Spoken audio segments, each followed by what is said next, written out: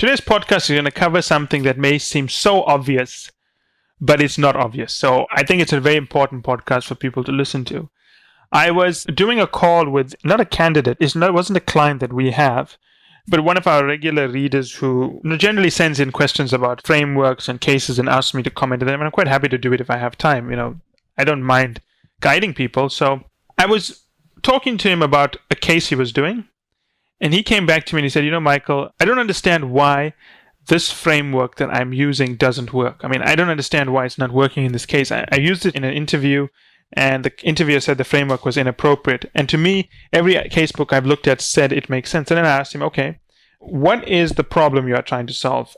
And he said, well, I'm doing a profitability case. I said, okay, you're doing a profitability case, but what profitability problem are you trying to solve? And then he said, okay, here's the case I was given. And then I looked at the case and I said, okay, this is a margin calculation, right? In a margin calculation, you have to raise prices or lower costs. It's not a volume game. It's only a volume game if you are going to generate so much volume that you get economies of scale and you're able to spread the fixed costs across a larger volume. Therefore, your volume leads to efficiencies. Your efficiencies lead to higher margins. Generally speaking, when you're dealing with margin, it's a price and cost area. It's not about volume. Volume has nothing to do with it. It only has something to do when you're dealing with commodities or high volume products. And he said, okay, I never thought about that, but how can I ensure that when I build frameworks, I never make this mistake? And then I said, okay, when you build a framework, you should always ask yourself, what question are you answering? The mistake most candidates make is they'll look at a case and say, hey, hold on a second, this is a profitability case. It must be a profitability framework. Or this is an operations case, let's use an operations framework. Or this is a market entry case, let's use a market entry framework. I would say you must never do that, right? And the example I always give candidates is a story I teach with our own clients, is where I tell them that, let's assume that your manager was leaving the office at 5 p.m. on a Friday. He walked past your desk and he said, Oliver, I want you to do a report on nuclear power in Indonesia. And what would you do? Well, most candidates would ask clarifying questions at the time. Why do you want it? How long must it be? And so on. Let's assume your boss, we'll call him Peter, is late for his flight. He's going to be on connecting flights the whole weekend. So he's only going to arrive at his destination, let's say it's Hawaii, at 6 a.m. on Monday morning. So you're not going to have contact with him for the whole weekend, right? What would you do? You would have to go ahead and produce an 8-10 page report. Let's assume he told you it has to be 8 pages, right? To produce an 8-page report on nuclear power in Indonesia. Now, obviously, because you have no guidance, you have to present a structure for your report, right? So the first thing we ask our candidates is what structure would go into that report? And that tells, well, we'll do an overview of nuclear power, an overview of the energy sector in Indonesia, which provinces could build nuclear power plants, how long it would take, what would be the cost, right? That would be their structure. Then I said, imagine scenario 2, which is different from scenario 1. In scenario 2, Peter is walking past your office, you're Oliver, and he tells you, Oliver, I want you to do a report about nuclear power in Indonesia. Specifically, I want you to focus on legislative impediments to nuclear power stations being built in Indonesia. And then you're allowed to ask other clarifying questions. How long would this report be? 8 pages. Where must the focus be? Legislative impediments. Now imagine what kind of report you'd produce now. It would clearly be very different from the report you produced in scenario 1, right? In scenario 1, you produced a general report, not answering Peter's question. In scenario 2, you produced a specific report answering Peter's question. Obviously, the report in scenario 2 would be more useful to Peter. And it's the same thing in cases, right? You got to understand the question the client wants answered. Or you have to help the client develop the question. In this example I gave you, think of Peter as the client and Oliver, you as the consultant. You are putting together a study for your client, Peter. But the only way for the study to make sense is to understand the question Peter wants addressed. Same thing in a case. Don't just think this is a profitability framework. Ask yourself, what exactly is the question I need to answer in this profitability case? Write down the question, right? And then make sure each branch of your framework can answer the question you are putting out there. If you don't know the question you're trying to answer in a case, your framework is automatically going to be slightly off kilter. You may be able to guess it, but more or less, unless you identify the question, you're going to be off kilter. And the question is different from the question you're given. People may just say, well, the client has profitability problems, help them. You have to dig in and then tease out what exactly is the profitability problem. In this case, because it's a margin problem, you clearly don't have to worry about volume, right? Which is why the guy failed it, because he spent too much time discussing volume. That's the guy that wrote to me. Now, beyond that, I want to talk about what exactly a framework is or a structure. The terms mean the same thing, and why you have it. Now, many candidates think that the structure is there to guide them. Yes, the structure is there to guide you, but the structure serves other purposes as well. For one thing, the structure, think of a book, right? When you buy a book, before you buy the book, you obviously want to read the summary and make sure that what's covered in the book is useful. I mean, no one's ever going to buy a book not knowing what it's about. So imagine you went into a bookstore and all the books had white covers, no summaries, right? The only way you'd have to know what's in the book is to buy it and read it. And when you get into maybe the first 20 or 100 pages, depending on the book, you realize the book is worthless. Now think about the time you spend to go to the bookstore, find the book, pay for it, read it, go back to the bookstore, exchange it, and then hopefully find the right book. It's wasting time. Not having a framework is a little bit like an interviewer going into a bookstore without any guidance.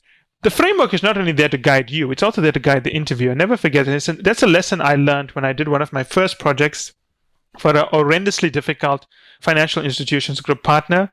She was one of the worst partners I ever worked with. He used to make these really condescending personal remarks to me personally. I didn't really let it bother me, but these things happen. And one of the things he was very good at is he taught me the importance of structure. So I would go out, and this time I was quite an experienced consultant. I wasn't yet an engagement manager, but I was a very respected consultant, right? And I was very good at what I did, which is why I was working with him alone on this project. But even then, I still learned something very new in this project. I was putting together these frameworks to analyze the problem, and I'd never share it with him. And then I talked to him about what I was doing. Then he'd always tell me, look, I'm not interested in what you're doing until I see a framework. And then I was a bit irritated by this until I brought my framework to him. And then he explained to me, the reason I want to see your framework is that I can see the roadmap for your analysis makes sense. So before you get into the analysis, at least I know where you are most likely to go. And this journey for you is not going to be a waste of time.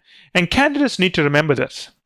A framework is, as much as it's there to guide you in doing the analysis, it's there to guide the interviewer in guiding you. Because if the interviewer looks at your framework, he can say, you know what? This guy knows what he's doing. I mean, he may get the analysis wrong, but at least he's going in the right direction. So I'm happy with that. And because I know where he's going, I can then guide him in terms of his thinking. But if you don't present your framework and you don't present it in a language the interviewer can understand, the interviewer can never guide you because they don't know where you are going in your analysis. So whenever you are putting together frameworks, always understand this. The framework is there to guide you, but it's also there to guide the interviewer. For you, it's your roadmap to solve the case.